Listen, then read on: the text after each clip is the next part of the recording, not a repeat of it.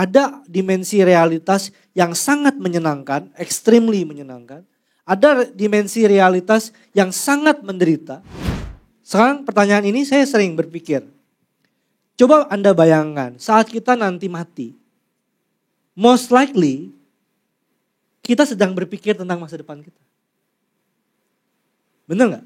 Nanti siang makan apa ya? Bro, mati aja. Jangan dulu lah. Oh, it could be. Kan?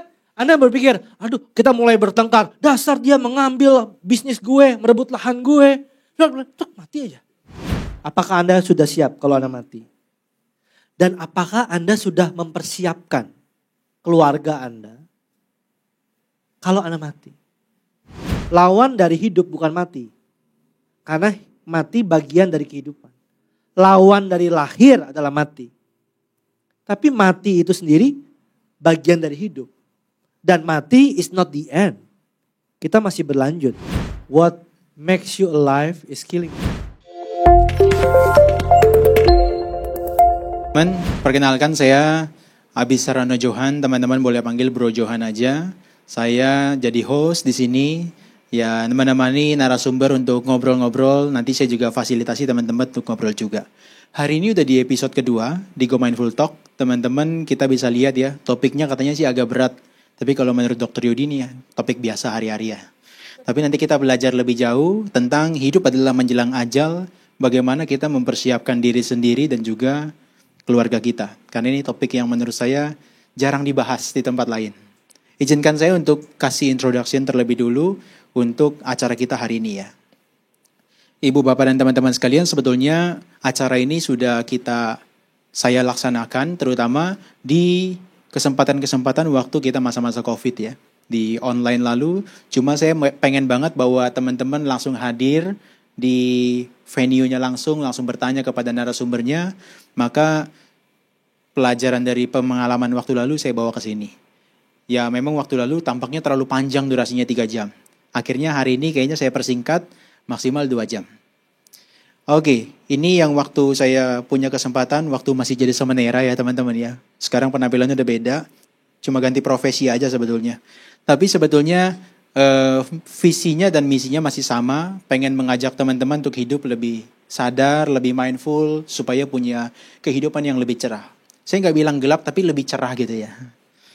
Oke, di kesempatan lalu ada satu narasumber yaitu Bante Atadhiro, itu sebagai pembuka. Kita ngomongin tentang bagaimana untuk memperoleh keheningan. Keheningan itu tampaknya sekarang diperlukan dan tampaknya juga sesuatu yang penting untuk diperoleh. Nah nanti kita juga belajar dari Dr. Yudi bagaimana cara peroleh keheningan juga. Next. Izin dok, ini saya mau sampaikan audience analysis yang sudah saya buat. Hari ini ada 50 peserta yang join. Dan tentunya kita bisa lihat seperti yang waktu lalu ya, wanita itu selalu banyak, memang unggul di mana-mana. Di sini totalnya wanita 32 dan 18 ada pria. Dan kalau kita lihat ini beda dengan yang sesi lalu. Kalau sesi lalu karena narasumbernya Bante, yang datang kebanyakan emak-emak gitu loh. Yang usianya udah 40-49 karena seusia Bantenya. Kalau sekarang memang seusia Dr. Yudi ya, 30-39 lebih banyak, lebih dominan. Dan Gen Z-nya juga sudah lumayan lebih banyak, ada 3 orang yang di bawah 20 tahun. Dan hari ini kita kayaknya mau berantem atau bagaimana gitu ya. Ternyata Jakarta sama Banten jumlahnya sama. Tepuk tangan untuk Jakarta. Kenapa nggak untuk Banten? Karena deket di sini kan. Tapi nggak masalah. Teman-teman yang dari Banten juga terima kasih kehadirannya sudah berkenan untuk hadir. Dan hari ini karena topiknya mungkin nggak budis-budis banget gitu ya. Ya dok ya, nggak budis-budis banget. Jadi teman-teman yang Katolik pengen tahu nih. Banyak loh yang datang, ada 16 orang kali ini. Dan yang teman-teman dari Kristen itu sampai 8 orang yang pengen tahu ikutan topik ini juga. Dan tentunya yang Buddhis selalu dominasi, ada setengahnya gitu ya. Oke. Ini kalau yang terakhir saya perlihatkan dari analisis kita bisa lihat ada 23 peserta, itu adalah wira swasta dan entrepreneur, dan kemudian juga ada 13 orang karyawan staff. Kemudian ada teman-teman dari profesional dan juga spesialis, ada 6 orang. Ada ibu-ibu rumah tangga 4 orang. Percaya atau enggak, waktu sesi lalu ibu-ibu rumah tangganya lebih banyak. Karena Bante Atadhiro penggemarnya ibu-ibu rumah tangga. Kemudian yang ketiga, yang berikutnya adalah pelajar dan mahasiswa, ada 3 orang. Dan lainnya, itu profesi lainnya adalah ada 1 orang. Nah teman-teman sekalian, izinkan saya bacakan rundown hari ini. Kita ada pembukaan nanti ya, yang sudah saya sampaikan ini. Kemudian juga nanti ada topik-topik yang kita akan bahas sesuai rundown yang saya berikan. Dengan durasi kurang lebih 30-40 menit. Kita bahas 4 topik dengan Dr. Yudi pertama. Kemudian nanti saya berikan kesempatan teman-teman bertanya 30 menit di sesi pertama ya. Setelah itu kita ada sesi, itu namanya meditasi kematian. Nanti Dr. Yudi yang pandu. Ya, saya ikutan aja. Diajak kemana? Oke hari ini. Kemudian nanti setelah itu kita punya kesempatan bertanya 30 menit lagi. Kenapa cuma sampai jam 5, nggak sampai 2 jam setengah? Karena Dr. Yudi sudah isi 2 acara sama kita ini, dan satu lagi nanti setelah dari sini. Kasihan kalau dihajar terus. Nanti benar-benar yang malah topiknya jadi kenyataan malahan ya. Oke, terima kasih. Nanti kita akhiri jam 3 sore selesai semuanya. Ya, teman-teman boleh dibuka HP-nya nanti kalau ada momen-momen penting, tapi harus di-tag ke Go Mindful ya. Kalau nggak di-tag nggak boleh buka HP. Oke, teman-teman sekalian, hidup adalah menjelang ajal. Ini topik yang penting. Saya memang sengaja undang Dr. Yudi karena sering banget bahas kematian. Saya lihat di YouTube-nya, banyak juga ada beberapa yang ngomong tentang kesehatan dan juga kematian. Teman-teman yang merasa pengen hidup lebih panjang, bukan cepat-cepat meninggal ya, pengen hidup lebih panjang, tampaknya cocok untuk mendengarkan topik ini. Dan Dr. Yudi adalah seorang akupunturis, kemudian juga seorang yang mendalami beberapa bidang di dalam pengobatan ya, dari bidang pengobatan timur dan juga di barat. Kemudian juga nanti Dr. Yudi banyak membahas tentang meditasi. Karena biar kita lihat seperti ini ya, saya kasih bajunya supaya kelihatan Dr. Yudi memang betul-betul the blue Buddha. Karena saya lihat Dr. Yudi sekarang punya platform namanya The Blue Buddha. Ada yang The Blue Buddha dari sini? Sorry, saya salah ngomong. Ada yang menjadi peserta atau member dari The Blue Buddha di sini? Oke, 50% dok. Gak usah ditanya lagi. Thank you. Dok, ini kita punya kesempatan pertama. Saya izin duduk ya. 30-40 menit pertama saya pengen bahas topik yang menegangkan ini. Hidup adalah menjelang ajal. Tapi teman-teman, satu subtopik yang pertama itu adalah, tadi Dr. Yudi kasih bahwa betapa berharganya kehidupan sebagai manusia. Dulu waktu saya awal-awal banget gitu ya belajar Buddhis, itu ada penceramah ngomong betapa berharganya kehidupannya sebagai manusia. Pulangnya saya gak bisa tidur. Dan saya kepikiran untuk jadi biarawan. Luar biasa. Nanti semuanya yang di sini kepikiran juga pas pulang. Tapi boleh dok, dijelaskan gimana maksudnya kalau hidup itu sangat berharga sebagai manusia. Karena ada juga mungkin orang yang merasa hidupnya gak berharga. Silakan Dr. Yudi, boleh disapa terlebih dulu juga sekalian. Baik, halo selamat sore semuanya. Salam kenal buat yang belum kenal, salam kenal lagi buat yang sudah kenal. Memang kalau kita membahas, jadi dalam konteks ajaran Buddha, maka salah satu yang memang sering dibahas, saya panggil kamu Johan kali ya, Johan. Ya. Salah satu yang sering dibahas adalah lebih sering menghargai hidup kalau kita lahir sebagai manusia. Dan tentu saja ini bukan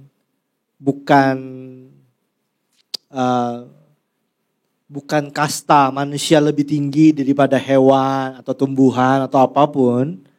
Tapi karena sebagai manusia kita punya sebuah privilege, kalau sekarang bahasa kerennya privilege untuk mempunyai tubuh, energi di badan, dan kapasitas mental yang kondusif untuk kita menyucikan diri dan menyucikan ilusi-ilusi kita untuk kemudian mencapai pencerahan. Dalam perspektif Buddhis seperti itu. Kenapa tidak hewan? Karena hewan itu seberapapun imutnya mereka, seberapapun mereka terkesan baik hati dan setia dan gemoy atau luar biasa powerful, sehebat-hebatnya hewan, mereka tunduk pada satu hukum, yaitu mereka tunduk pada repetisi insting survival alamiah mereka. Contohnya anjing, kita bisa latih mereka untuk ngambil makanan, tapi itu hanya kita bisa latih untuk sebatas itu saja. Mereka bisa menuntun orang buta, mereka bisa menjadi service dog, mereka bisa mendeteksi narkoba, tapi hanya itu aja. Dia tidak punya ketajaman batin untuk bisa melihat dirinya sendiri dan mengukur mana saja yang sebenarnya real, mana saja yang sebenarnya ilusi dia. Sehingga dia hanya tunduk pada hukum alam. Dalam artian kayak, ya kucing tunduk pada hukum kucing, anjing tunduk pada hukum sifat-sifat anjing, gajah juga seperti itu. Meskipun mereka punya kelebihan-kelebihan. Tapi dari sudut pandang untuk menyucikan batin, menyucikan ilusi, mengikis kekotoran batin, maka manusia unggul. Karena kita mempunyai kecerdasan untuk berpikir hal-hal yang, wait, apakah yang saya pikirkan ini benar? Kita bisa mempertanyakan hal itu gitu. Apakah ini solid nih? Apakah ini solid? Apakah ini empuk? Kalau Anda perhatikan ini solid atau empuk nih? Keras atau empuk? Hah? Empuk Siapa yang sih. bilang? Siapa yang bilang keras? Siapa yang bilang keras? Tajam. Siapa yang bilang? Nah, tapi kita punya kecerdasan untuk kemudian mempertanyakan, wait, jangan-jangan dia tidak sekeras yang saya bayangkan, ini amblas ternyata. So, we have ability intellectual untuk kemudian melihat, oh sebentar, gue marah sama dia nih. Wait, marah gue itu sebenarnya valid enggak? Kenapa saya marah? Ya kita bisa mempertanyakan itu. Dan ini yang menurut saya tidak dipunyai oleh hewan. Dan juga dalam Buddhis kan ada beberapa alam lain seperti alam hantu, alam neraka, di mana alam neraka itu orang-orang di sana tersiksa dengan penderitaan yang luar biasa sehingga boro-boro berpikir untuk menyucikan diri gitu. Mereka sudah bertahan hidup aja udah syukur. Keluar dari rasa nyeri aja sudah baik gitu. Dan juga ada alam-alam lain yang tampaknya sangat menyenangkan kayak alam dewa, alam surga. Alam surga kan dipenuhi dengan berbagai kenikmatan indrawi. Pengen apa langsung dapat apa. Pengen istri dapat istri. Pengen emas dapat emas. Semuanya menyenangkan. Semua musik yang terbaik ada. So dalam surga seperti itu. Jadi dalam kosmologi Buddhis ada dimensi realitas yang sangat menyenangkan, extremely menyenangkan. Ada dimensi realitas yang sangat menderita, ekstrim. Kalau Anda percaya ada alam-alam lain, silahkan. Tapi kalaupun Anda tidak percaya ada alam-alam lain, ada di alam manusia saja, kita pernah mengalami kondisi yang sangat ekstrim, menderita. Berpikir bahwa saya pernah dalam satu masa kehidupan di mana saya berpikir, saya makan besok aja saya nggak ada duit. Saya pernah mengalami itu. Sehingga saya harus ngambil tuh koin-koin untuk cari buat beli Indomie. I have been that kind of phase in my life. Jadi boro-boro berpikir tentang menyucikan diri, memikirkan kekotoran batin dan lain-lain. Bertahan hidup aja sulit. Tapi juga saya pernah di satu fase yang sangat menikmati hidup. Meditasi? Belajar tentang agama Buddha, tentang penderitaan kehidupan dan lain-lain. Enggak, hidup saya enggak menderita. Like extremely joyful. Nah, di pertengahan saat kita nih, teman-teman semua nih saya yakin ada di alam manusia. Kenapa di alam manusia? Karena Anda manusia, benar ya? Gak ada yang hantu kan sih, coba hitung dulu. Karena Kayaknya dulu, ada sih dok, yang ini kayaknya hantu nih dok. iya. Karena kalau dulu di lab anatomi, kalau kita di lab anatomi kita otopsi mayat gitu ya di kedokteran, kita disuruh hitung tuh kepala kan. And then kalau ternyata lebih dibandingkan absen, saya bilang ke dosen saya, dok kurang nih, kelebihan nih yang nunggu. Biasa gitu. Karena suka aja ada yang kehitung tapi gak ada orangnya. Itu sering banget, hanya di lab anatomi. Di lab-lab lain enggak. So ini manusia semua kan. Ada hantu-hantu mungkin tapi kita gak bisa lihat mungkin. So we don't know. Ya.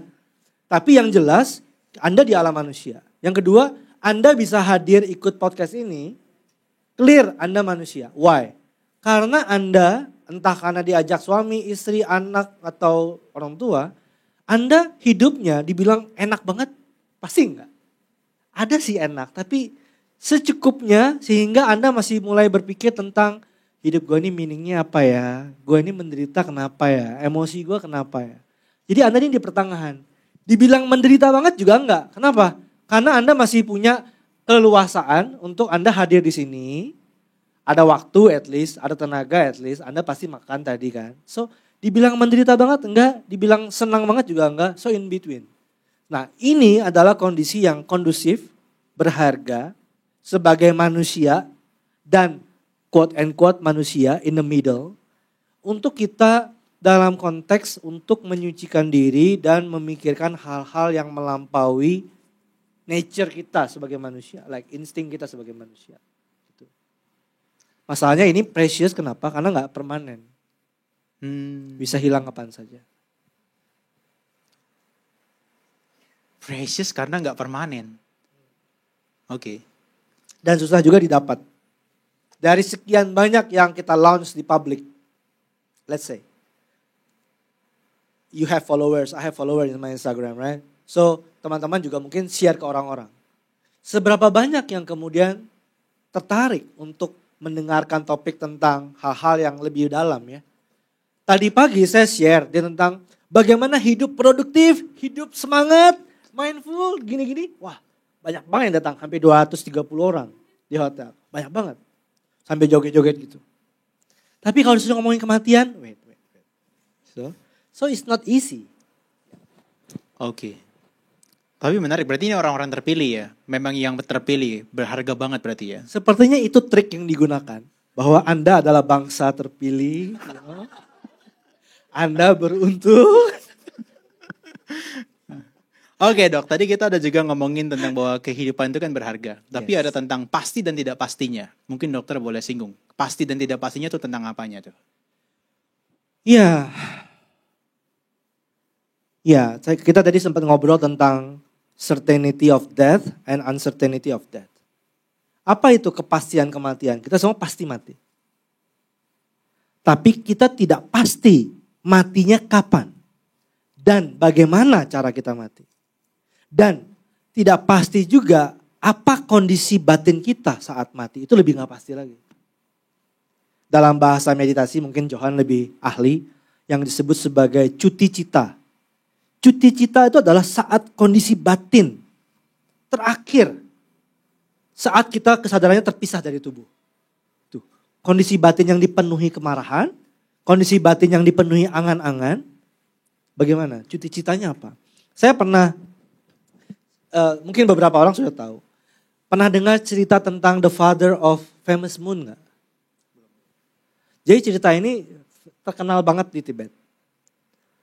Tentang seorang ayah dari orang yang bernama bulan yang terkenal. Di Tibet tuh banyak nama tentang bulan. Apa dawa itu artinya bulan. Jadi ada cerita tentang the father, ayah dari nama seseorang, orang yang namanya bulan terkenal. Jadi ceritanya ada seorang pria paruh baya, miskin banget. Miskin banget, di Tibet itu susah banget untuk mencari bahan makanan. Yang kan di Tibet kan susah bercocok tanam karena mereka di Everest, Himalaya itu susah menanam biji-bijian. Jadi bahan biji-bijian seperti barley dan lain-lain itu susah banget didapat. Nah, ada orang yang sangat miskin, berjuang sekuat tenaga dan akhirnya berhasil mengumpulkan sekantong berapa kilo barley. Barley itu apa ya kalau dalam bahasa Indonesia ya? Jali-jali. Itu di Tibet mahal banget. Di Indonesia mungkin not so. Ya, itu di Tibet mahalnya luar biasa. Jadi dia berusia paruh baya, dia miskin banget. Dan akhirnya dia berhasil ngumpulin sekantong berat jali-jali. Kemudian dia merasa, wah, hidup ini gue telah berhasil. Dan kemudian dia takut dimaling atau dia takut dimakan tikus. Jadi ini dia gantung pakai tali bro di atas rumahnya, diikat gitu. Dia gantung di sini. Kemudian dia bersandar menikmati hidup. Habis kerja keras kan. Gue akhirnya sukses juga. Ada yang sudah berpikir seperti itu? Gue akhirnya financial freedom. Terus mulai membayang-bayangkan. Nanti gue mau married sama siapa? Oh gue kayaknya pingin married.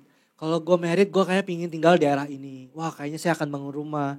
Kemudian saya akan punya anak. Nanti anaknya siapa ya? Kayak istri saya. Anak kita masih kecil, dia udah berpikir nanti anak kita kalau pacaran nanti. Lo ya, anak aja SD juga belum. Lu sudah mikir anak nanti kalau kawin gimana. Itulah pikiran manusia itu bisa kemana-mana. Nah dia ini memikirkan, nanti dia punya anak. Wah nama anaknya siapa ya? Padahal merit aja belum. Anaknya siapa ya namanya? Oh kayaknya bagus deh. Kalau anak saya namanya Bulan. Karena itu melambangkan kemuliaan. Terus bulannya gak cukup bulan. Namanya Bulan yang terkenal. Dia pingin famous. Makanya dia berangan-angan ingin punya anak yang namanya The Famous Moon. Dan saat dia mulai membayang-bayangkan hidup yang indah itu, ada tikus yang klik, klik, klik, klik. Dia mengerat tali yang buat dipakai buat menggantung kantung jelainya. Dan saat dia berangan-angan tentang bulan, saat bulannya udah mulai terbit gitu, ketimpuk kantung jali-jalinya dan mati seketika. Sekarang pertanyaan ini saya sering berpikir. Coba Anda bayangkan saat kita nanti mati. Most likely kita sedang berpikir tentang masa depan kita. Bener gak? Nanti siang makan apa ya? Bro, mati aja. Jangan dulu lah. Oh, it could be. Kan? Anda berpikir, aduh kita mulai bertengkar. Dasar dia mengambil bisnis gue, merebut lahan gue. Bro, mati aja. So seringkali, interestingly, this is the tragic of life, the tragic fact of life. Kita mati saat kita berpikir tentang masa depan, tentang hidup kita. That's the thing. Either you think about your future, or either you think about your past. Entah berangan-angan tentang masa depan, atau menyesali masa lalu. Kenapa coba gue sekolahin anak gue di situ? Coba gue gak punya menantu kayak dia. Duh, mati aja gitu. So what is cita Anda nanti saat Anda mati? So most likely what? Jarang banget yang mati di kekinian tuh jarang banget. Gue mati nih. Wah gue sedang mati. Jarang banget. Most likely we are wondering. It's a tragic fact of life. So mati itu pasti, tapi gak pasti gimana cara kita mati. Apakah matinya perlahan? Apa matinya mendadak? Apa matinya wajar? Apa matinya gak wajar? Dan bagaimana tuh bentukan batin kita saat mati. Karena itu menentukan kalau dari sudut pandang Buddhis. Bagaimana bentuk batin Anda saat Anda mati? So, yang ini, yang baru datang. Kayaknya shock deh baru datang ditanyain matinya gimana deh. Dok, saya pernah dengar tentang bahwa orang meninggal tuh ada banyak varian ya. Itu kan ada orang yang memang betul-betul sampai usianya habis, ada yang memang karena kesehatannya tidak baik, ada memang karena tragedi tertentu. Itu kayaknya kalau di Buddhis dijelaskan ada 4 model ya. Oh iya benar, ada 4 model. Ada yang tahu? Harusnya ada beberapa yang sudah tahu nih. Herwat? Saya sebutkan loh, ini kamu live loh Herwat. Itu kan diumpamakan kayak ini ya, kayak lilin ada sumbunya, ada minyaknya begitu ya. Iya. Ayu Kaya? Ya. Ya benar ya. Ayu Kaya Marana. Ya. Dan Karma Kaya Marana. Ubiak Ya. Kaya. Yang kedua-duanya habis. Iya, udah habis. Oke. Gak usah pakai istilah-istilah lah. So, ada 4 cara mati. Apapun sebabnya, tapi cara kita mati ada 4. Menurut pandangan Buddhis ya. So, ini humpilah humpimpah nih. 4 yang mana? Jadi seperti kalau Sang Buddha mengumpamakan seperti pelita minyak. Jadi kalau pelita minyak itu ada sumbunya. Sumbu itu kan bisa panjang bisa pendek. Bisa mudah kebakar, ada juga sumbu yang gak gampang kebakar. Benar ya? Kemudian ada pelitanya, ada minyaknya. Kayak lampu Aladin ada minyaknya, ada sumbunya. Kemudian saat sumbu bertemu dengan minyak, dan saat ada kondisi yang memantik api, maka terjadilah sebuah fenomena yang namanya pelitanya menyala. Kehidupan. Api itu anggapannya adalah kesadaran, kehidupan. Tapi bisa aja pelitanya ada, sumbunya ada, minyaknya ada, tapi nggak ada apinya kan, bisa aja. So, Sang Buddha mengumpamakan itu ibarat yang pertama adalah pelita yang minyaknya masih banyak, tapi sumbunya pendek. Nah ini yang disebut sebagai kaya marana atau ayu kaya marana. Di mana sebenarnya daya hidup yang ada karena karmanya sebenarnya masih banyak. Untuk dia hidup. Energinya masih banyak.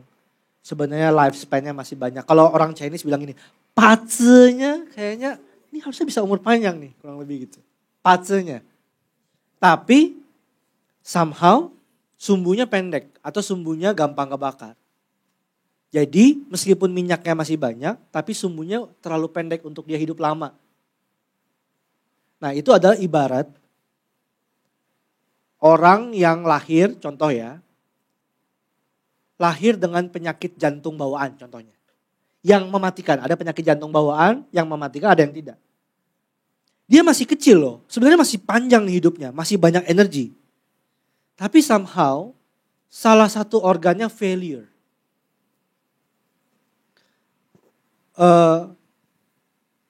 Ada orang yang lahir dengan jantungnya bocor yang bengkak, gak bisa dioperasi. Ada orang yang lahir dengan ginjalnya yang sudah rusak dari kecil. Ada orang yang kayak teman saya, dari kecil udah diabetes. Dia harus pakai insulin terus. Sehingga by the time dia reach 30, dia udah harus cuci darah. Padahal dia banyak banget, dia udah makan sehat, dia apapun bagus. Dia vegetarian, vegan bahkan. Makan sehat, meditasi. Tapi memang hidupnya, tubuhnya cuma mampu hidup seperti itu. Di sini tadi banyak yang masih muda kan. Aneh loh, soal kematian yang datang banyak yang muda. It's interesting. Mungkin yang tua-tua, yang di atas 50 takut kali ngomong kematian. Saya juga. Di sini ada yang above 50, boleh angkat tangan? Above 50, above 50, above 50. So it means sumbu Anda cukup panjang. Ya. Kita-kita yang masih muda, we don't know. Mungkin. Kalau Anda ingin tahu, Anda harus check up. Apakah ada kondisi tubuh yang kayaknya Anda gak bisa hidup lama. Nah, jadi ada yang sumbunya pendek, mati akhirnya. Meskipun minyaknya masih banyak. Ada juga yang sumbunya panjang dan gak gampang ngebakar sebenarnya, masih bagus. Tapi minyaknya sedikit. Nah itu yang disebut sebagai kama kaya marana. Dia punya tubuh yang lahir dengan baik, tapi daya karma yang membuat dia punya energi kehidupan sedikit. Ada juga yang ketiga, nah yang ketiga ini yang disebut sebagai matinya mati alami dan di usia tua. Jadi sumbunya panjang, minyaknya banyak, tapi kan tetap aja. Sebaik-baiknya sumbu akan habis jua, sebanyak-banyaknya minyak akan hilang jua kan gitu ya. So akan padam secara sendirinya. Itu orang yang tua, usia panjang, tubuhnya sehat, dan akhirnya mati usia tua, mati wajar. Tapi ada yang keempat, sumbunya bagus, minyaknya bagus, nyalanya bagus, tapi diterpa oleh angin yang lebih kuat. Atau ada kucing terus kebalik minyaknya mati. Itu adalah mati yang tidak wajar, padahal dia ini potensi hidupnya masih banyak. Daya karma untuk dia, energi kehidupannya masih banyak, tubuhnya masih sehat, tapi ketabrak. Atau kecelakaan pesawat. Atau tiba-tiba jatuh. So, could be. Seperti itu. Itu dari yang pandangan Buddha sih, agama Buddha. Jadi Anda pengen yang gimana? Oh harus disurvei kayaknya ya. Harus survei. Harus survei sih. Tapi gak usah deh, nanti jawab sendiri aja di rumah. Iya. Oke, dok ini kan dokter kan sudah sering ya. Kalau saya meskipun tahu secara teori, tapi jarang banget lihat orang secara langsung itu meninggal. Mungkin dokter lebih sering. Tapi gimana? Dokter sering menghadapi hal-hal seperti itu, apa nggak trauma ya? Perjumpaan saya dengan kematian pertama kali adalah kematian kakek saya. Dan di momen itu, saya baru sadar, waktu itu saya di Surabaya. Saya dibawa liburan, waktu itu masih liburan akhir tahun ya. Liburan naik kelas, dari SD kelas 6 naik jadi SMP kelas 1. Jadi waktu itu liburan cukup panjang. Jadi main di Surabaya. Terus kakek saya ini punya diabetes lama. Dan akhirnya meninggal usia tua. Semua nangis kan. Padahal kami itu 2 hari lagi mau balik ke kampung, ke Kalimantan. Saya aslinya Kalimantan. Di Surabaya cuma liburan. 2 hari lagi pas kami mau balik ke kampung, kakek saya meninggal. Yang lain semua nangis. Saya tertegun. Dan di situ saya berpikir, saya harus pura-pura nangis. Dan nangisnya harus lebih heboh supaya saya gak jadi pulang.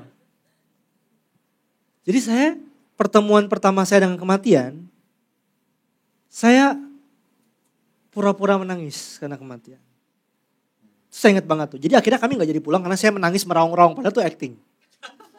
Seriously, supaya gak jadi pulang. Ini di record loh, nanti didengar. It's okay. Ya. It's okay.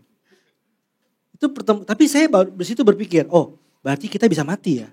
Itu pertama kali saya berpikir.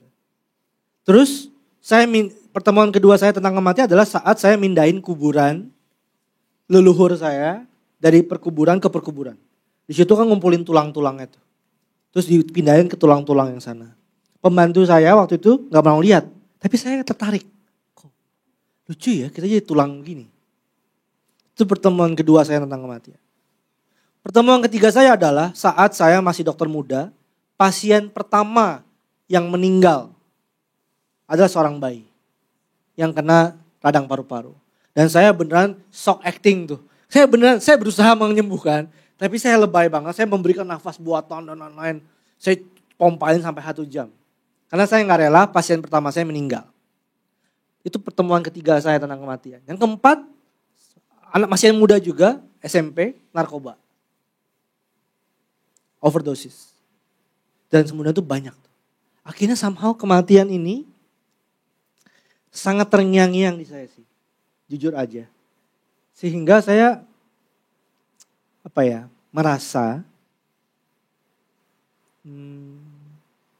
memang gak terlalu, dari kecil memang gak terlalu kayak jor-joran sih untuk hidup.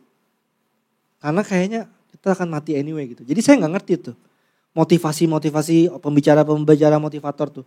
Yang ngomongin soal sukses, ngomongin soal financial freedom, ngomongin soal ini. Saya kurang ngerti. Karena saya kurang tertarik gitu. Tapi jadi pembicara tadi pagi. Tapi jadi pembicara tadi pagi. Because they give me money. Sangat jujur. And then apa yang saya share berguna buat mereka.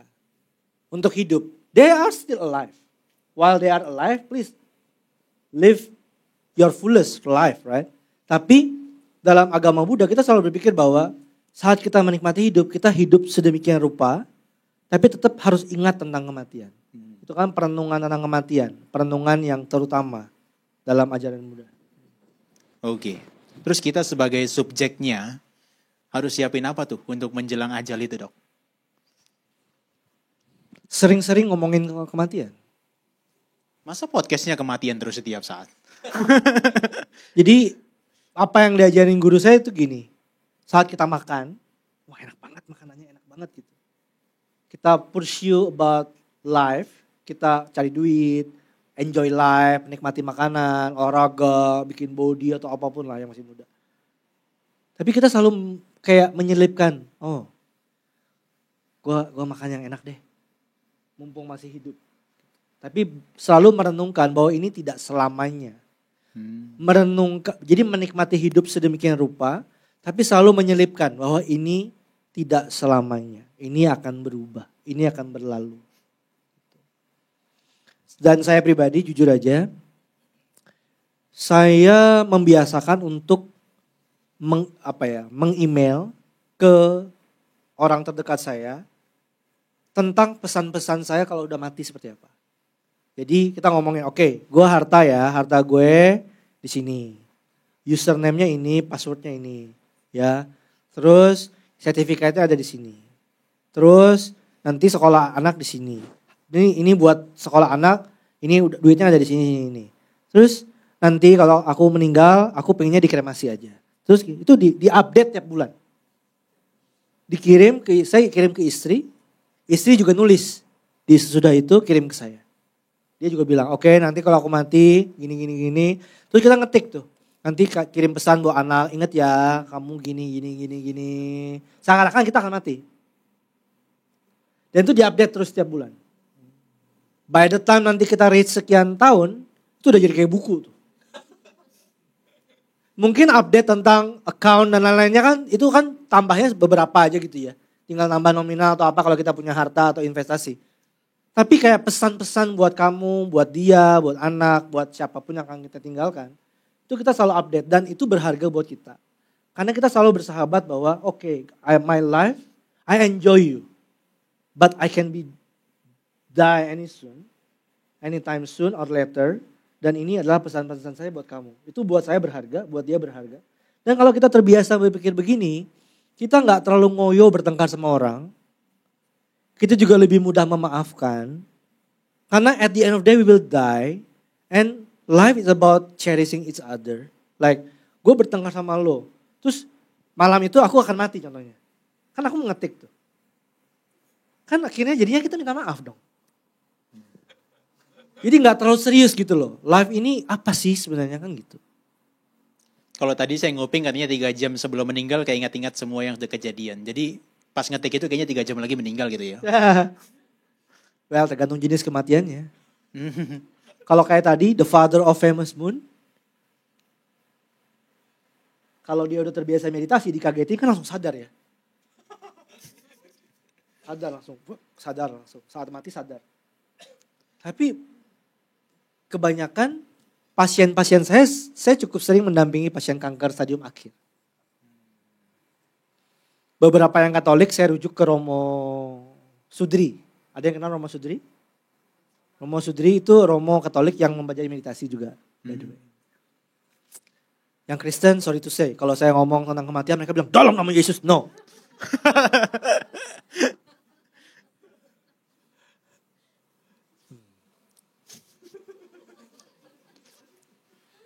Bahkan kalau mati harus bangkit lagi. Tapi yang Buddhis kita udah terbiasa ngomongin soal kematian seperti ini. So, yang Muslim juga, mereka cenderung lebih gampang ngomongin kematian sama. Tapi menurut saya ini bukan agamanya, tapi kayak pendalaman mereka tentang agama. To be politically correct kan yang direkam.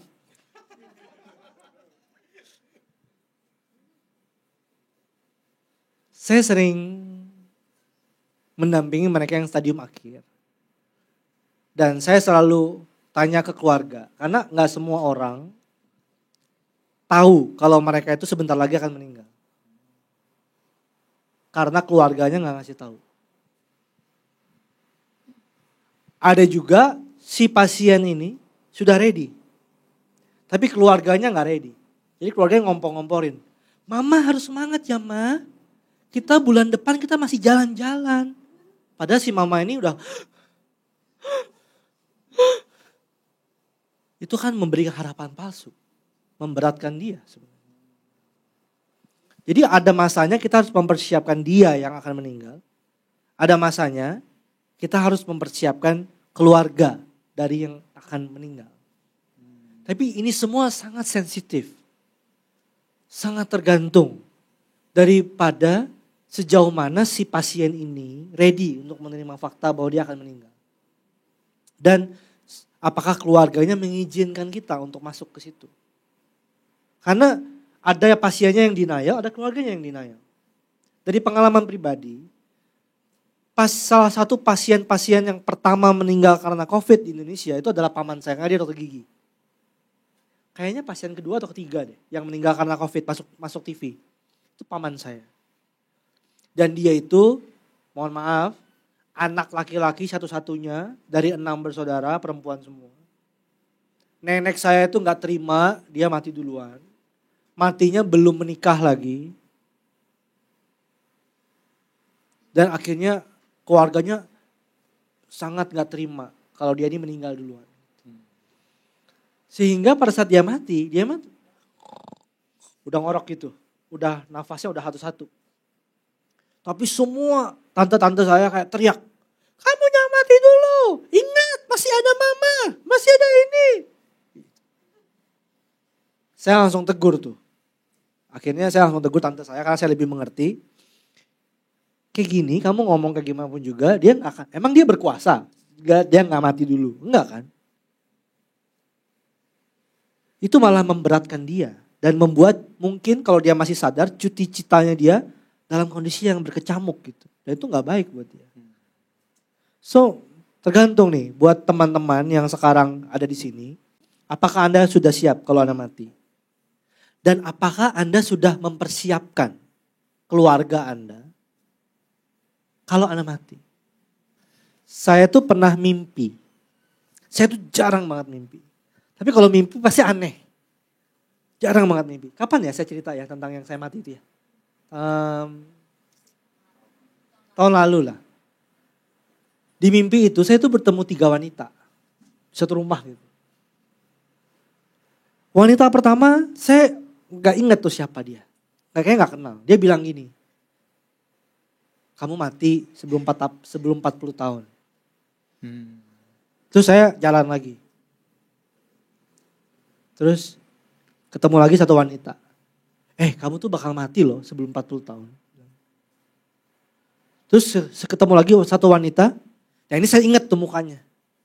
Teman saya soalnya. Dia bilang gini. Dia gebrak meja. Yud, percaya deh sama gue. Lu bakal mati sebelum 40 tahun. Percaya deh sama gue. Terus gue bangun tuh.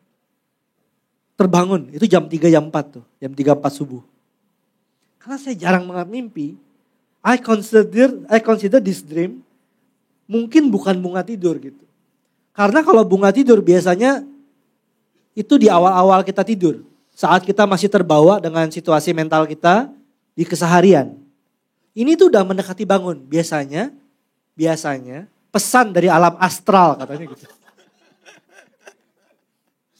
So saya bangun, saya ke toilet, saya kencing. Terus saya duduk tuh. Saya ingat banget tuh jam 3:30 atau jam 4 gitu. Kalau saya pikir-pikir, kalau benar nih saya akan mati sebelum 40 tahun. Terus saya tuh gak pernah hitung umur saya. Jarang banget. Terus saya ini umur berapa sekarang ya? Otak saya tuh somehow mandek di usia 36. Jadi saya selalu berpikir kalau saya tuh umur 36. Sebetulnya berapa? Pas saat itu saya 39 tahun. Lebih sedikit.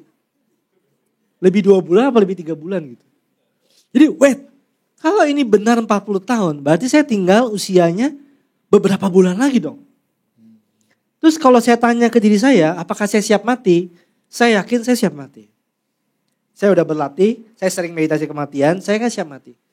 Tapi ternyata saya belum mempersiapkan keluarga saya tuh. Kalau saya mati sebelum 40 tahun, gimana dengan mereka? Apakah mereka sustain secara finansial? Terus anak gimana? Masih kecil. Istri gimana? Dia belum bekerja. Ternyata mungkin saya ready to go. Tapi kalau saya berpikir saya mati sebelum 40 tahun. Jangan-jangan kondisi batin saya saat mati. Jadi berkecamuk seberapapun bagusnya meditasi saya. Karena saya lalai mempersiapkan keluarga saya. Sehingga saya bisa lebih gampang let go-nya gitu saat saya mati. Jadi saya ready to die. Tapi ternyata saya tidak ready karena keluarga saya belum persiapkan. Jadi saya mulai menghabiskan waktu beberapa bulan terakhir sebelum 40 tahun itu untuk mempersiapkan keluarga saya. Saya ngomong sama istri saya, kalau saya mati kayak gini ya. Ini gitu-gitu. Ternyata saya udah 80 tahun saya gak mati. Tapi emailnya lebih banyak yang dikirim ya? Banyak. Ya. Tapi itu is a good experience for me. Okay. Ya, it's a good experience. Saya konsultasi sama guru saya, biksu di Nepal, dia bilang gini. Yud, kamu kalau bisa perbanyak karmamu deh. Karma untuk menunjang kehidupan. Dalam tradisi Buddhis itu ada tuh, menolong orang sakit, membantu pengobatan seseorang, function, melepaskan nyawa makhluk hidup, menolong orang yang sedang akan dibunuh. Gitu-gitu. Menolong makhluk yang sedang akan dibunuh. Contohnya Anda ke restoran, Anda tahu nih ikannya akan dibunuh bentar lagi nih gara-gara Anda. Gitu. Oke, saya gak jadi deh, saya selamatin. Nah itu ada menambah karma minyak tadi tuh. Iya. Karena saya kayaknya masih bagus deh. Tubuh saya masih oke. Kayaknya. Hasilnya masih bagus. I'm still young. Cuma masa karma saya gak cukup gitu. I don't know right. So guru saya minta saya nambahin karmanya. Nah akhirnya saya gak tahu nih. Saya udah 40 tahun lebih sekarang, saya gak tahu berapa lama lagi nih. So that thing that I can die anytime soon itu selalu membayangi. Tapi dia tidak membuat saya jadi panik, cemas, jadi sangat insecure, pakai masker double, triple gitu. Ada pasien saya, udah 1, pakai lagi 2, diikat lagi sininya. Dia COVID sudah 3 kali, saya COVID baru 1 kali. Saya nggak bikin jadi kayak apa ya, jadi kayak tidak paranoid gitu. Saya kayak bisa menjalani hidup, oh I can die anytime soon, that's okay, I have prepared, gitu-gitu. Dok, berarti ini ada 2 kondisi ya. Dimana yang satu itu adalah ketika keluarga kita itu kalau dipersiapkan saat dia jadi subjek kematiannya. Atau dia jadi saksi dari kematian kita ya. 2 kondisi itu ya. Betul. Wow. Jadi kita harus menormalkan ngomongin soal kematian. Pada saat saya pertama kali ngomong gini ke istri saya nangis. Kayak, kamu jangan ngomong gitu dong, itu tangis. Tapi sekarang kita ngomongin kematian tuh kayak, saya punya teman almarhum Reza Gunawan. Dia itu kan karmanya yang kurang. Karena dari kecil dia udah sakit. Meskipun dia udah vegetarian, hidupnya sehat. Tapi dia memang ginjalnya bermasalah dari kecil. Ginjalnya bermasalah karena dia punya penyakit yang dia idap sejak usia muda. Bukan ginjal bermasalah karena kecil. Bukan ginjalnya bermasalah sejak kecil, bukan. Dan dia sudah beberapa kali mau mati. Tapi gak jadi mati-mati. Jadi dia udah sering gladi bersih. Benar. Jadi sampai dia ngomong sama saya gini. Yud, aku ini sudah gladi bersih beberapa kali sama keluargaku. Kita udah sampai tahu tuh mau ngomongin siapa. Tapi gak jadi mati-mati kata dia. Akhirnya mati beneran sih. Tapi semakin kita sering ngomongin kematian, keluarga kita makin lembut. Everybody jadi realize bahwa kita bisa mati kapan saja. Akhirnya pengejaran orientasi kita dalam kehidupan juga berubah tuh. Kita gak lagi kayak berpikir untuk punya segalanya dalam hidup. Tapi bukan berarti juga kita jadi fatalistik. Kayak udahlah gue bisa mati kapan saja gak usah ngapa-ngapain. Gak gitu juga. So somehow there is wisdom yang mewarnai setiap ketekunan kita, setiap pekerjaan kita, setiap keputusan-keputusan kita dalam hidup. Keputusan kita liburan. Setiap kali sekarang istri saya kalau kita mau berpergian, dia sekarang kalau ada opsi, ada insurance kalau kita mati, dia selalu ambil. Karena itu manfaatnya bukan kita yang mati, tapi keluarga yang kita tinggalkan. Selalu ambil. Hal-hal seperti itu sih, merubah banyak hal dalam hidup. Oke. Ya, teman-teman sekalian, saya sudah cukup ngobrol dengan Dr. Yudi. Saya kasih kesempatan ke teman-teman untuk bertanya. Di kesempatan pertama, saya kasih waktu 30 menit. Kayaknya 3 pertanyaan atau 4 pertanyaan sudah cukup. Sebelum kita meditasi nanti ya dok ya. Boleh angkat tangan yang mau bertanya? Mau angkat tangan atau pilih salah satu jenis model kematiannya tadi? Bercanda. Oke, Bu Dewi yang pertama ya. Yang lain sambil disiapkan ya. Oke. Thank you Bro Johan. Thank you Dr. Yudi. Saya Dewi. Saya menderita kanker payudara stadium 3. Jadi saat tadi ini atau? Saat dari 2023 sudah mastek, sudah radio dan sudah kemo.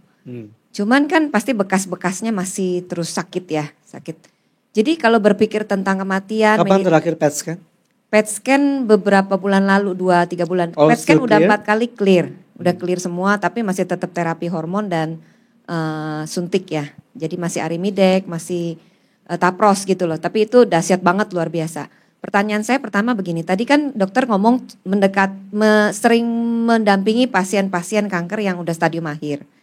Ya kalau saya sendiri sebelum kena kanker pun saya udah berlatih meditasi kematian.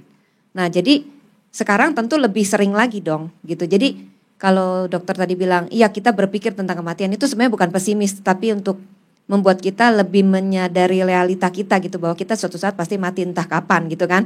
Nah pertanyaan saya begini, tapi tidak bisa dipungkiri bahwa orang tuh ada takut mati. Sebenarnya bukan takut mati menghadapi kematian, tapi takut meninggalkan yang keluarga gitu kan ya. Takut mereka nggak siap lah, apalah dan sebagainya. Apalagi emak-emak gitu kan pasti rempong banget gitu ya.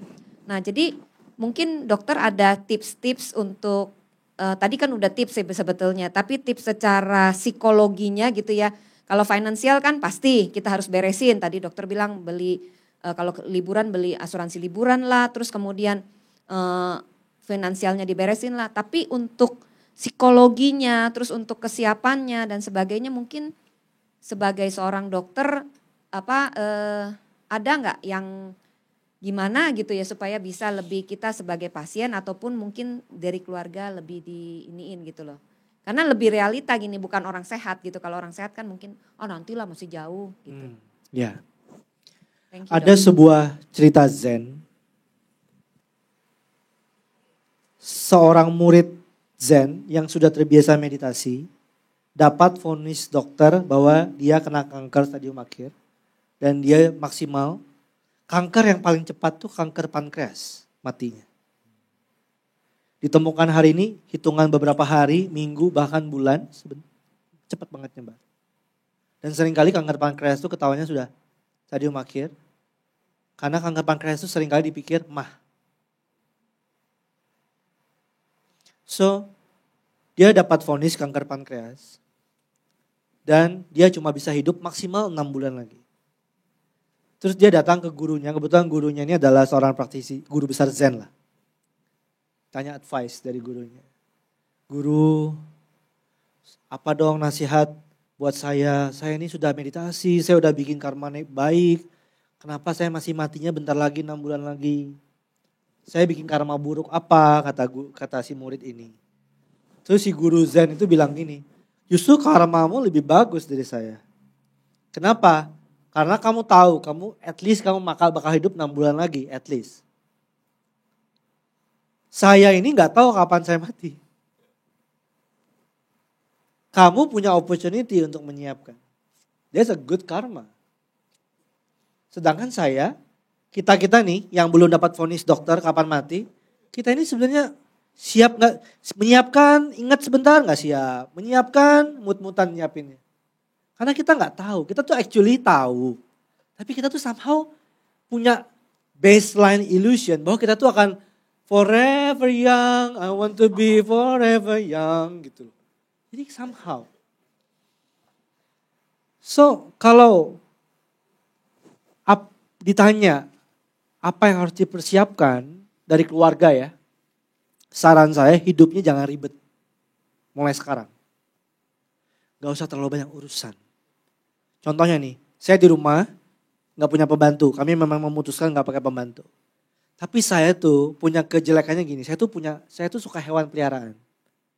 Jadi saya punya kura-kura, saya punya anjing, saya pelihara toke. Ini pokoknya banyak banget deh.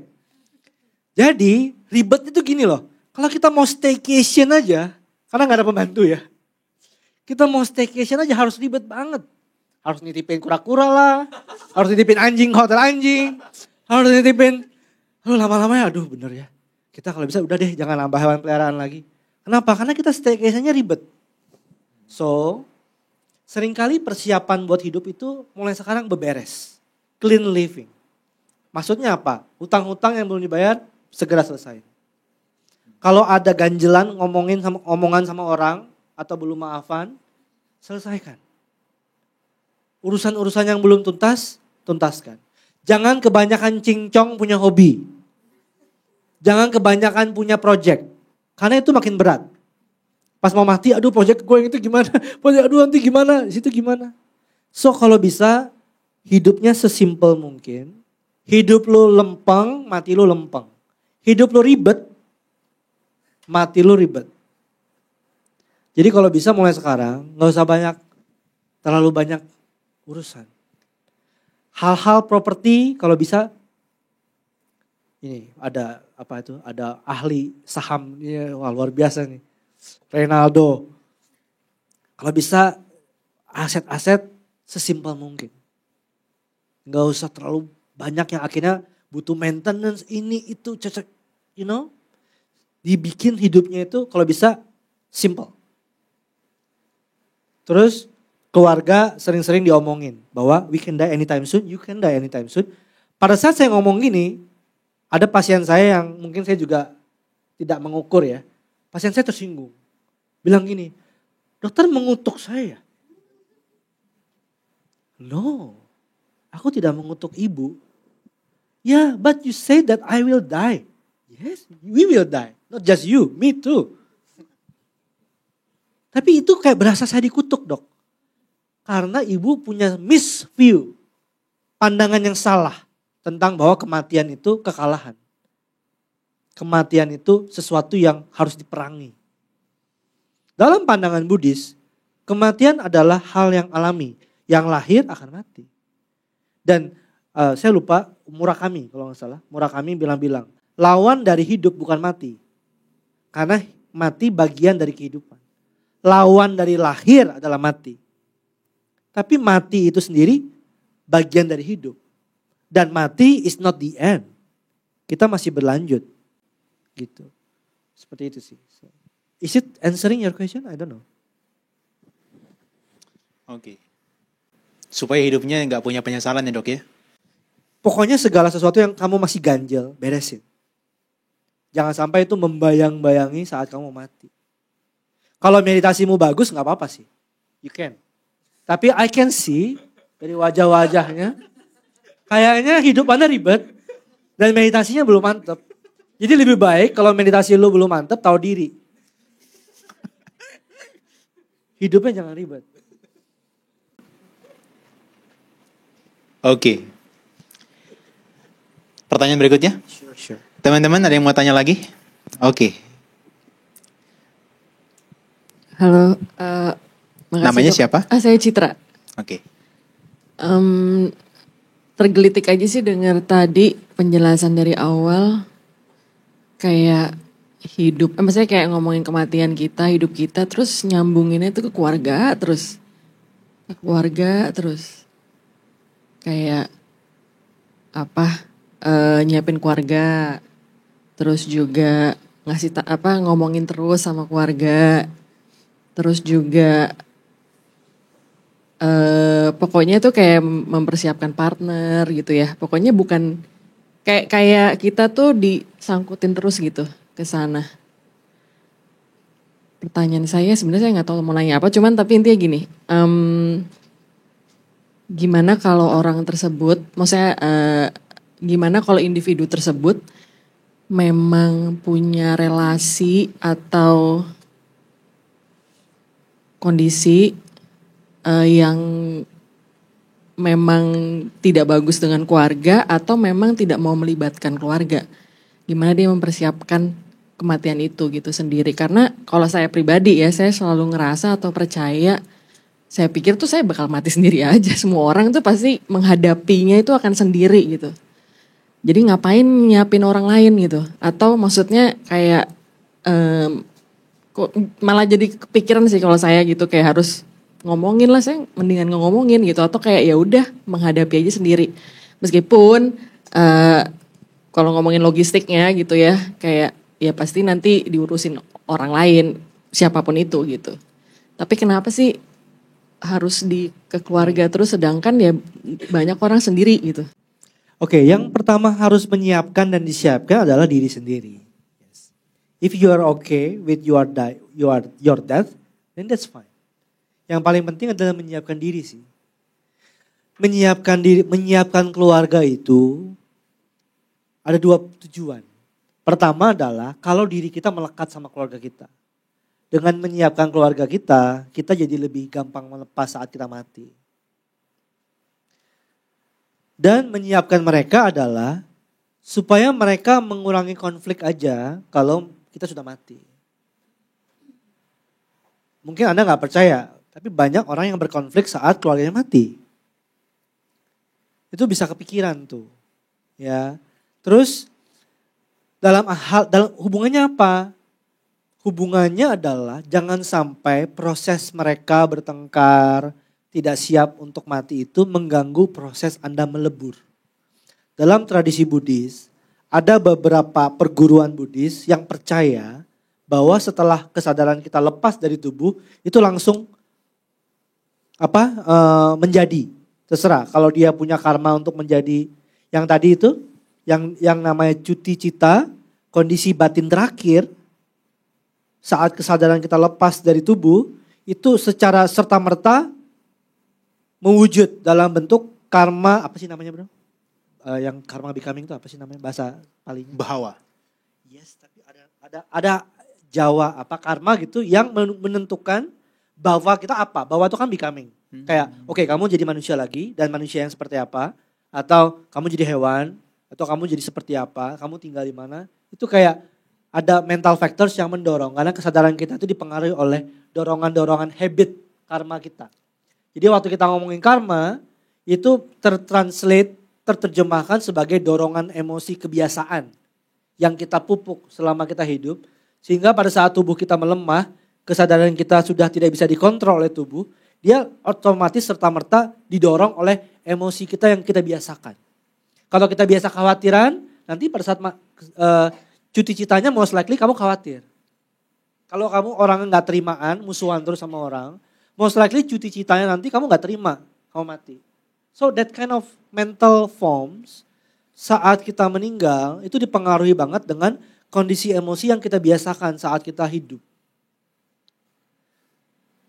Nah, maksud saya adalah kalau kita mempersiapkan keluarga kita, kalau bisa mereka tidak mengganggu kita saat kita melebur.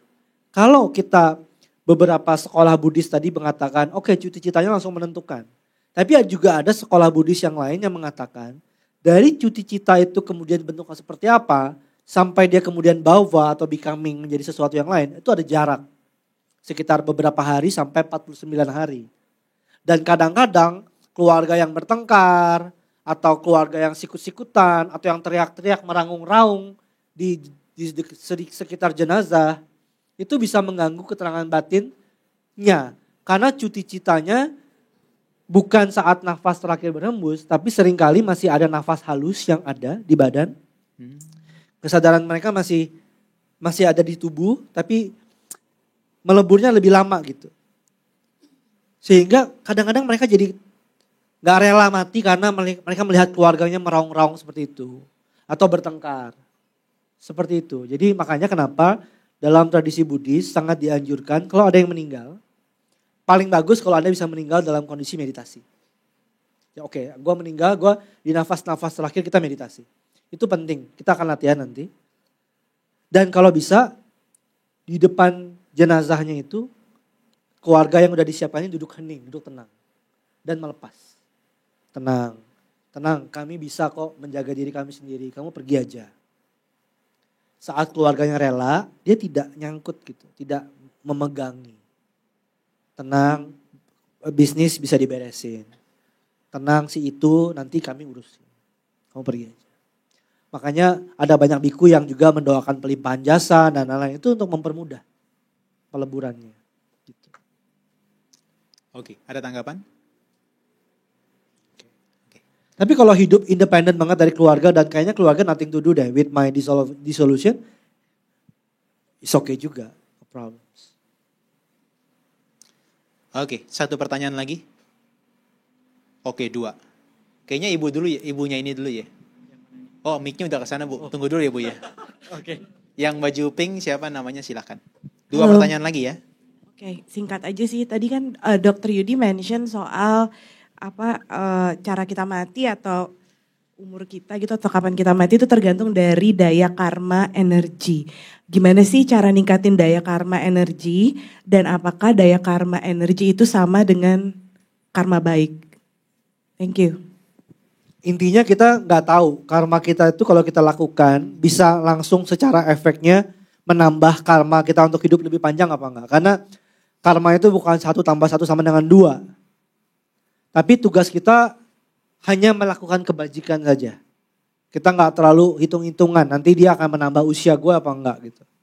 Cuma yang jelas Buddha bilang, kalau kamu memperpanjang nyawa seseorang, maka karma yang mirip pun akan terjadi pada diri kita gitu. Jadi teman-teman yang ingin umur panjang dianjurkan untuk sering-sering menolong orang sakit, sering-sering menolong hewan yang akan dibunuh.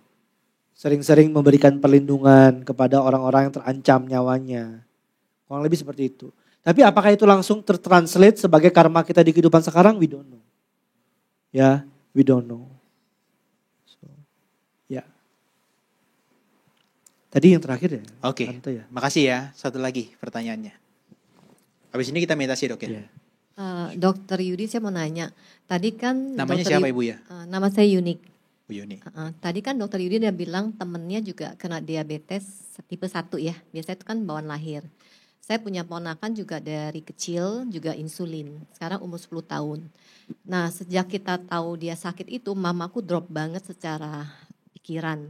Nah saya mau nanya, gimana caranya mempersiapkan ponakan saya ini, kita nggak tahu umurnya kapan, tapi kita gimana mempersiapkan dia masih kecil supaya nanti pada saat dia suatu hari kita nggak tahu siapa dipanggil, supaya dengan usia yang kecil itu dia punya batin yang tenang ketika nanti sudah waktunya. Mamanya dia praktisi bukan? Bukan Kristen. Anaknya nggak tahu meditasi pasti kan? Saya pernah bawa dia ke Resa, pernah. Eh, Tapi Resa Gunawan menganjurkan bawa mama, tapi karena Kristen nggak mau. Actually kita nggak bisa ngubah dia sih.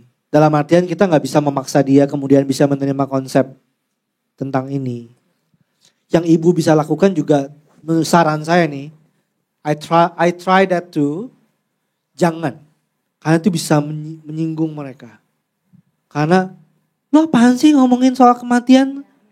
Gue percaya Tuhan bakal nyembuhin anak gue. Pasti ngomongnya gitu. We don't know, right? Bisa aja benar, bisa aja enggak. Kita nggak bisa. Aku tergelitik tapi udah salah. Oke. Saranku, ibu melakukan semua kebajikan dalam bentuk memperpanjang nyawa, entah menolong orang sakit, membantu orang yang sakit, Dilimpahkan. function, kemudian limpahkan ke anak Iya, itu. Yang saya lakukan Iya. itu sekarang. Dan ibu nggak perlu berusaha membuat si mama punya view yang sama dengan ibu. Kita nggak berusaha membuat mereka menerima apa yang kita anggap lebih baik, lebih bijak, whatsoever. At the end of the day, everybody akan menjalani masing-masing. Cuma kita kayak memanfaatkan hubungan sebab akibat, interdependence. Kita masih ada hubungan karma sama dia, kita memanfaatkan kolektif karmic connection itu untuk mempengaruhi karmic kolektif. Siapa tahu itu mempengaruhi dia. Ya kan? Kalau dia umurnya panjang, berarti kan kata si mama kan, wah Tuhan telah memperpanjang umur anakku, gak apa-apa juga gitu. Ya kan? Tapi yang kita tahu kita lakukan, tapi kita tidak perlu berusaha mengubah view si mama. Apalagi memaksa dia untuk mempercayai apa yang kita percaya, isno. Karena dia tersinggung nanti. Oke. Ada tanggapan? Nggak ada? Oke, makasih ya. Oke, tadi sudah dapat pertanyaan. Oke, satu lagi dok. Terima kasih. Ya, dokter, nama saya Daud.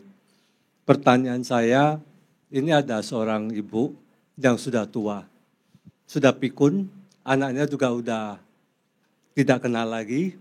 Ya, sekarang kita sebagai anak, pertanyaan itu kan ada dua sudut pandang. Normal-normal aja, kita tidak mengharapkan beliau cepat meninggal. Atau yang satu lagi fight habis supaya tetap segar bugar sampai panjang umurnya.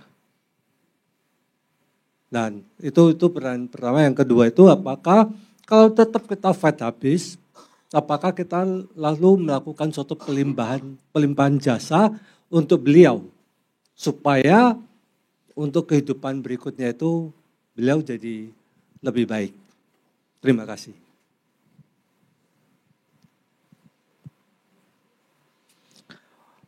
Ini pertanyaan yang sangat case by case. Sama seperti orang yang pasang selang semuanya, tergantung nyawanya pada alat. Apakah ini lepas saja atau dipertahankan? Ini pertanyaan yang sulit dijawab. Kalau mama meskipun sudah tidak kenal siapa-siapa tapi masih sehat dan untuk memperpanjang usia beliau itu effortnya masih wajar, tidak harus pasang selang semuanya membuat dia makin menderita, maka menurut saya we do our best untuk mempertahankan nyawanya. Apakah beliau yang bersangkutan Buddhis dan berlatih sebelumnya? Oke, sering-sering diperdengarkan mantra atau parita untuk membawa batinnya tenang. Karena kalau dia Buddhis, dia meskipun dia gak berlatih, Buddhis, non-Buddhis doesn't matter, oke? Kalau cuti citanya dia saat mati itu tenang, bahagia, maka dia akan lahir di alam yang lebih bahagia. Apakah alam surga, alam dewa, atau alam-alam yang lebih tinggi, atau alam manusia lagi. Tapi kalau dia dalam kondisi kesakitan, merintih, gak terima, marah-marah. Ada orang yang Alzheimer, ngamuk-ngamuk terus. Ada juga yang begitu. Dalam kondisi begitu saat dia meninggal, dia akan lahir di alam rendah. So, saat ini, yes, kita bisa memperpanjang nyawanya dengan wajar, tapi yang paling penting adalah membuat batinnya tenang. Dengan cara apapun, ajak liburan, sering-sering ditemuin, anak kesayangan, sering-sering dirawat dengan baik. Yang penting itu. Ya. Terus sering-sering dilimpahkan jasa sehingga next life kalau memungkinkan berlatih. Di saat yang sama saya titip pesan sponsor kepada Anda yang belum Alzheimer. Mumpung Anda masih dalam alam manusia begini yang masih sadar. Latihan. Renungkan ajaran Sang Buddha. Berlatih norma-norma sila-sila yang baik. Berlatih meditasi. Pupuk kebijaksanaan. Mumpung masih ada kapasitas intelektual. Kalau Anda sudah Alzheimer, Anda cuma menanti pelimpahan jasa.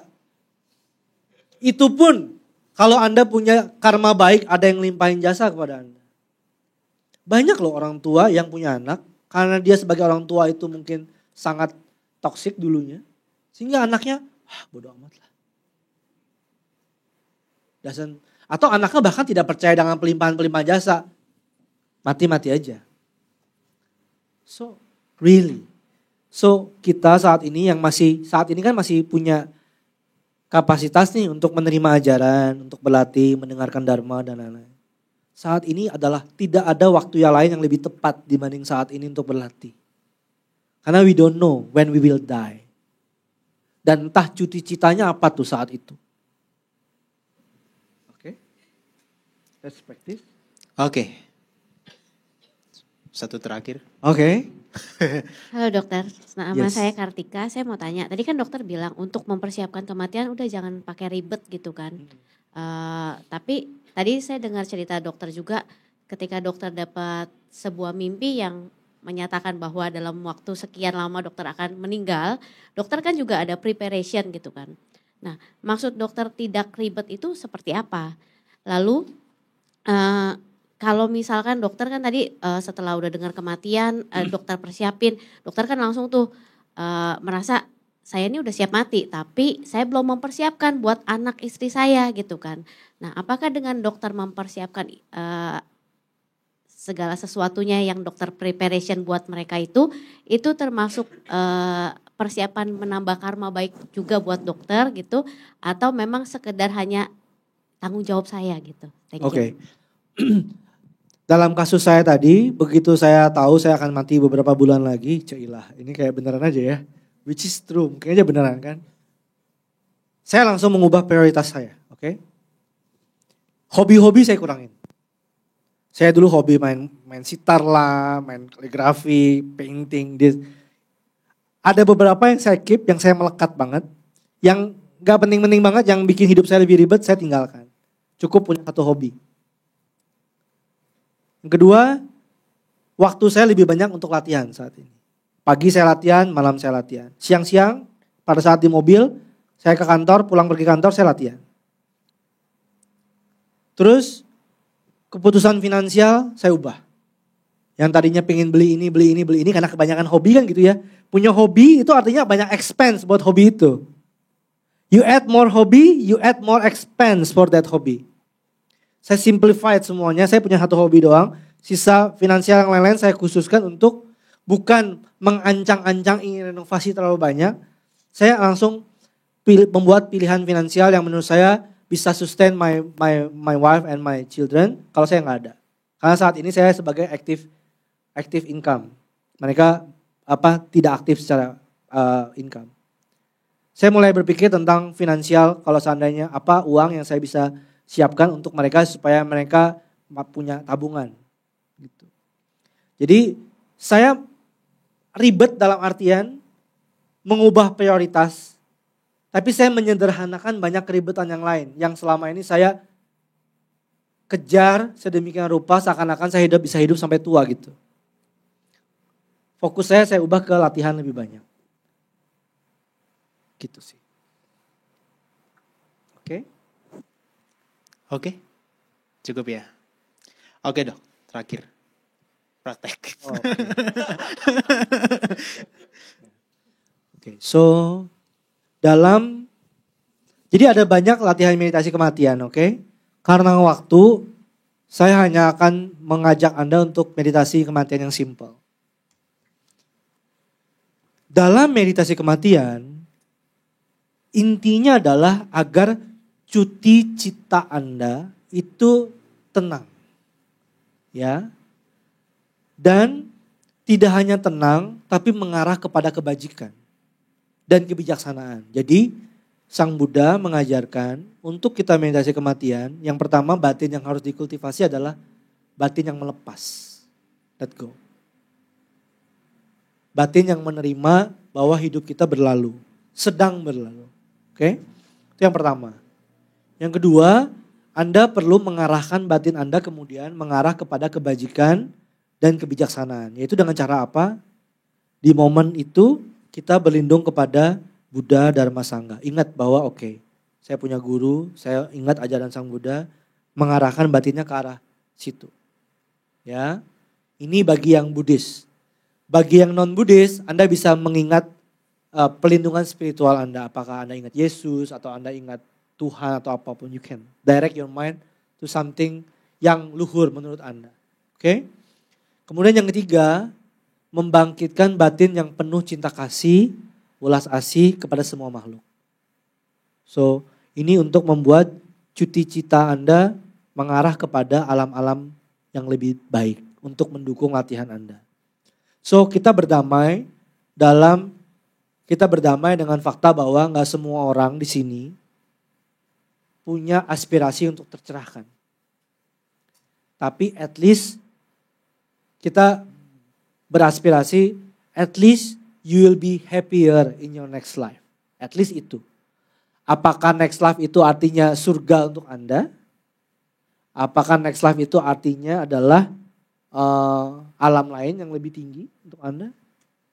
It's okay. So kita akan latihan meditasi kematian. Ya. Silakan tegakkan tulang belakang, kedua kaki menjejak ke lantai.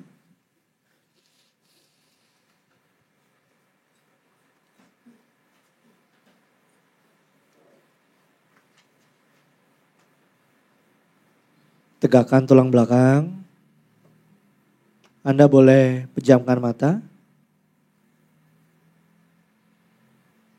Anda boleh menyadari nafas.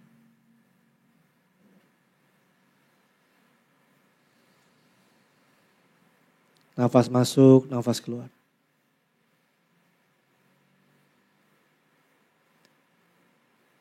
Sekarang rasakan bahwa saat ini Anda ada di detik-detik kematian Anda.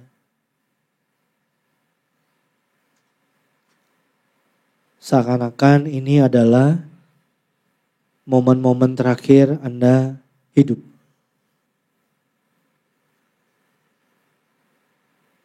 Rasakan nafas yang masuk dan keluar. Masih ada nafas masuk. Masih ada nafas keluar.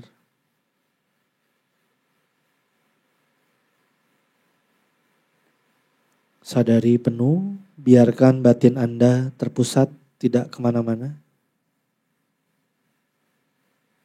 Nafas masuk, nafas keluar.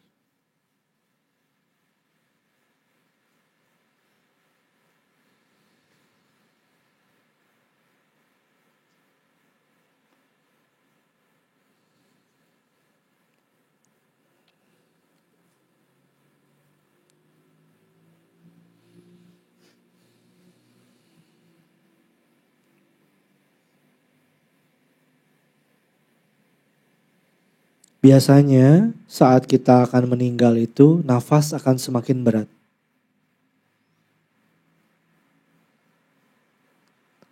Rasakan nafas-nafas masuk dan nafas-nafas keluar ini adalah nafas-nafas terakhir Anda. Anda akan mati sebentar lagi.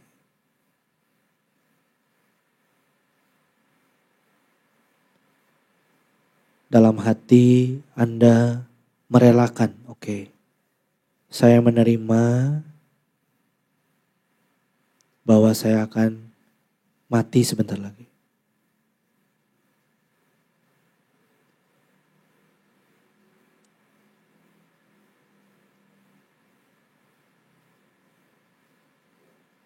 Kemudian Anda boleh mengingat Buddha, mengingat Dharma, mengingat Sangha. Anda berlindung, Buddha, Dharma, Sangha, saya berlindung. Atau Anda boleh, yang beragama lain, Anda boleh mengingat Tuhan mungkin. Tuhan, saya akan mati sebentar lagi. Saya merelakan, saya menerima.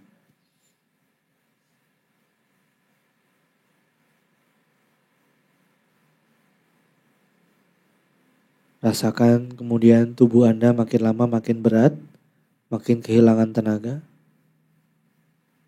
Tapi batin Anda masih terjaga, masih awas. Nafas masuk, nafas keluar.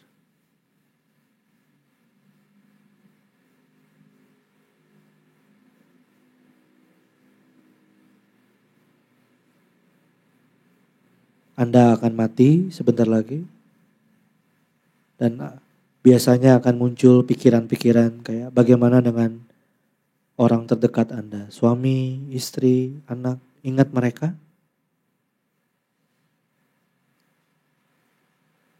Dalam hati katakan, saya akan pergi. Semoga kalian berbahagia. Ingat muka suami, muka istri, muka anak, muka saudara, muka orang tua. Semoga kalian bahagia saat saya tinggal.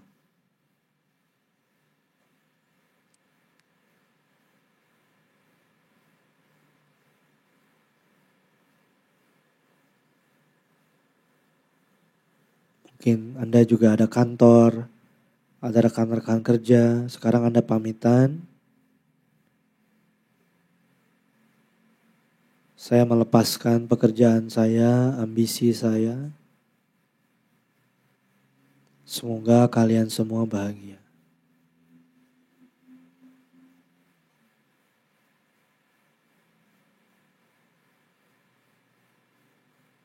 Mungkin ada proyek-proyek yang Anda sedang kerjakan, mimpi-mimpi, lepaskan. Semoga kalian semua yang terlibat dalam proyek ini bahagia.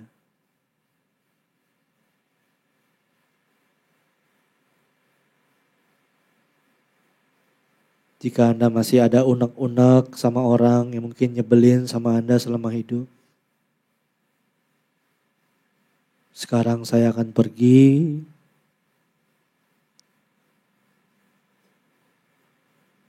Semoga kamu bahagia. Saya minta maaf kalau saya ada salah. Saya juga memaafkan kamu dan apa yang telah kamu perbuat. Karena sekarang saya akan pergi anyway.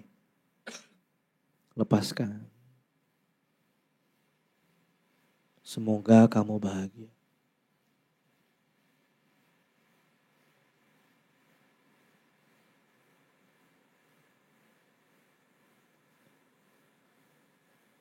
Ingat rumah, bangunan tempat Anda tinggal selama ini, kantor, lepaskan semuanya. Terima kasih buat segala sesuatu. Saya meninggalkan, melepaskan rumah saya yang setelah saya bangun selama ini.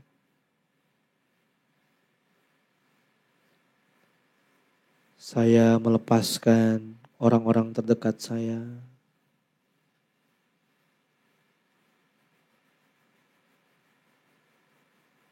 Orang-orang yang saya sayangi.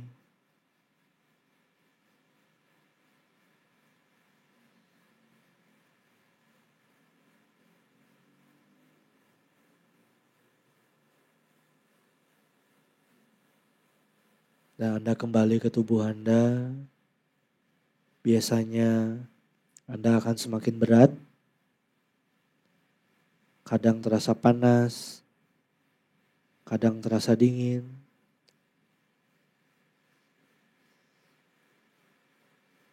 Kadang terasa sangat menyakitkan. Kadang malah terasa enteng.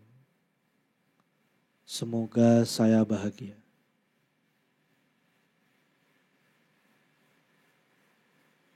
Kembali ingat Buddha, Dharma, Sangha.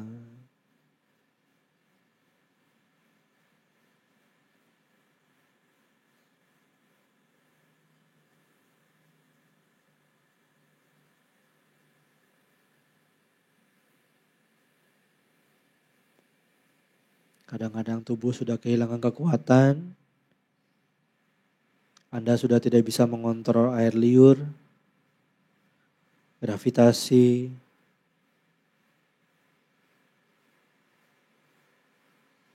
kadang juga ada berbagai ilusi yang muncul seperti kilatan-kilatan atau apapun. Jangan hanyut, tetap semoga saya bahagia, saya lepaskan semua.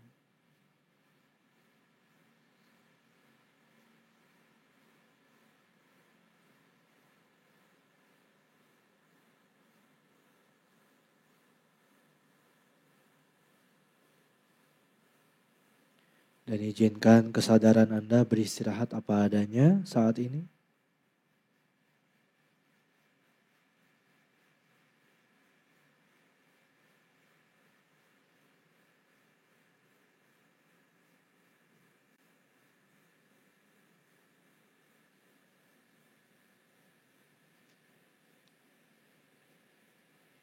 Lepaskan tubuh Anda. Anda bukan lagi tubuh Anda. Tubuh ini akan membusuk sebentar lagi.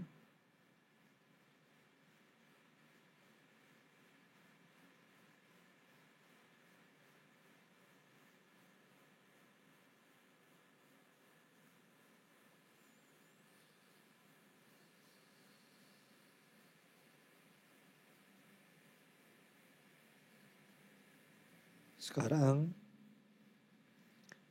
Anda menyadari nafas Anda. Ternyata nafas saya masih ada. Saya masih hidup, saya masih bernafas. Saya masih merasakan tubuh saya.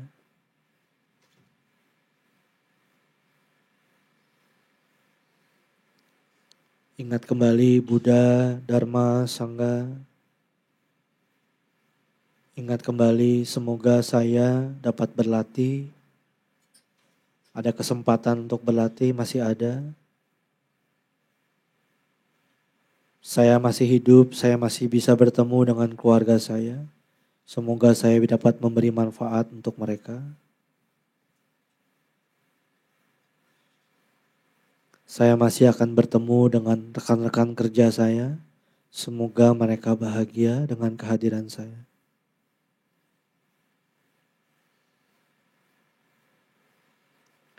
Saya juga masih akan bertemu dengan orang-orang nyebelin. Semoga saya dan mereka berbahagia.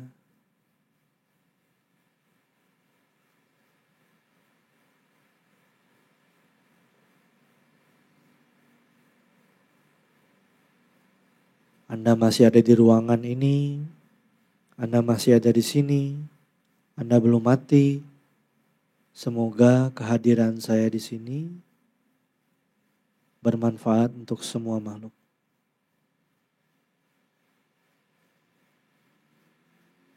Pelan-pelan mata dibuka. Kembali ke ruangan ini, Anda sadar you are still here, you are alive.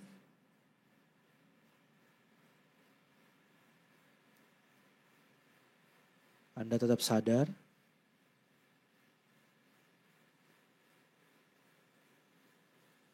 Ya, meditasinya selesai. Oke. Siapa tadi yang mati? Angkat tangan. Siapa tadi yang mati? Actually, to tell you the truth, setiap detik itu kita mati loh. Karena di setiap detik, triliunan sel tubuh kita tuh mati. Dan tergantung dari umur, kalau umur Anda masih muda, lebih banyak sel yang hidup kembali. Tapi kalau Anda udah di atas 50 tahun, sel yang hidup kembali lebih sedikit dibandingkan sel yang mati per detiknya. Dan Anda tahu nggak, semakin Anda bernafas, semakin Anda menua, Anda tahu? What makes you alive is killing you. Jadi tadi itu kita kan berandai-andai mati kan. Kita berandai-andai karena ada kesadaran yang sinambung. Tapi dari perspektif tubuh sebenarnya sudah mati. Setiap detik sudah berganti. Tadi udara yang tadi kita hirup sudah berganti. Tapi kita kan masih ada ilusi kayak, oh semenit yang lalu dan gue yang sekarang masih sama nih. Actually no. Everything is changing already. Jadi tadi kita ngomong itu kan pura-pura mati. Tapi sebenarnya kita memang setiap detik pun, baik kita tadi meditasi kematian apapun kita tidak meditasi kematian, kita tuh mati tiap saat. Tapi juga hidup kembali setiap saat. So, guru saya mengatakan latihan ini sebaiknya pada saat malam menjelang tidur. Karena proses Anda tidur, itu juga Anda akan melalui peleburan elemen. Elemen yang pertama melebur elemen tanah. Anda kehilangan gravitasi. Kayak ada rasa kayak tiba-tiba kayak melayang gitu. Kalau Anda mengawasi batin Anda saat tidur, Anda akan melalui itu semua. Pengalaman meleburkan kesadaran saat tidur itu mirip-mirip, hanya saja tidak lebih kasat, tidak lebih tangible daripada proses kematian yang natural. Jadi elemen tanah akan lebur, kemudian yang kedua elemen air, Anda akan merasa kering, dry. Habis itu elemen api yang melebur, di mana rasanya dingin, tapi dipakai selimut kepanasan. Bukan kedinginan. Elemen api melebur, habis itu elemen angin melebur. Lama-lama nafasnya makin lama makin berat, makin jarang, makin jarang. Dan habis itu elemen yang terakhir melebur adalah elemen ruang atau akasya atau kesadaran. Saat kesadaran Anda masuk dalam kondisi blank. Dalam meditasi kematian, itu Anda, kalau Anda mengenali kesadaran, Anda masuk clear light state. Kalau Anda tidak mengenali kesadaran, Anda halu. Anda kayak nggak tahu apa-apa, tahu-tahu bangun tidur. Tapi kalau Anda terbiasa meditasi tidur, nggak usah jelasin. Nanti aja next time. Tapi kalau bisa ini dilatih tiap kali Anda mau tidur. Dan penekanannya bukan apa yang Anda alami saat tidur, tapi Anda belajar melepas. Setiap saat Anda mau tidur itu Anda lepasin. Hari ini kalau Alkitab bilang kesulitan sehari cukup untuk sehari. Ini serius nih. Itu benar loh. Cukup, selesai. Oke, hari ini emosi-emosi kita leburin. Kita say sorry. Kalau Anda biasa seperti ini, lama-lama Anda kayak cuci piring. Tiap hari cuci piring.